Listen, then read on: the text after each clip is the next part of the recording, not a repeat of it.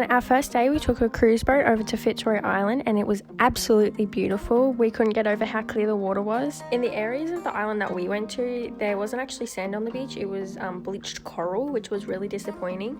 But we went for a swim and then we had a few cocktails before going to a Turtle Rehabilitation Centre.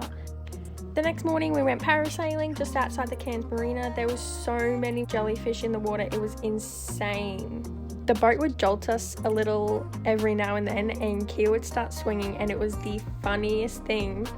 That afternoon we drove an hour and a half down to Paronella Park. The park was built on 13 acres beside Mina Creek Falls by a Spanish sailor, Jose Paronella. He first built his house out of stone and then the castle reinforcement being an old railway track. The castle's plaster, which was made of clay and cement, was applied by hand, leaving behind fingerprints. The park had a theatre to host movies and parties, which was later devoted to functions and weddings. He also built a picnic area by the waterfall, tennis courts, bridges, and planted over 7,000 tropical plants and trees across the property. Amanda was such an amazing tour guide. I am so grateful Kia and I experienced this. On our last day we went to Kuranda. Normally the Skyrail is packed with over 200 people arriving every 30 minutes, but due to the virus, tourism has declined immensely. The Kuranda markets began in 1978 by a group of locals trying to attract visitors to Kuranda. Kia and I came across Elena, I believe her name is, who was a psychic reader. Kia went first and not gonna lie, it seemed like a load of shit. But when my session began, I was so enlightened and I'm so thankful I did it. We then went on a 2-hour train tour back down the mountain. The 33-kilometer track was built by 1,500 men, majority being Irish and Italian descent. The men removed 2.3 million cubic meters of earth, made 15 hand-carved tunnels, 55 bridges and 98 curves.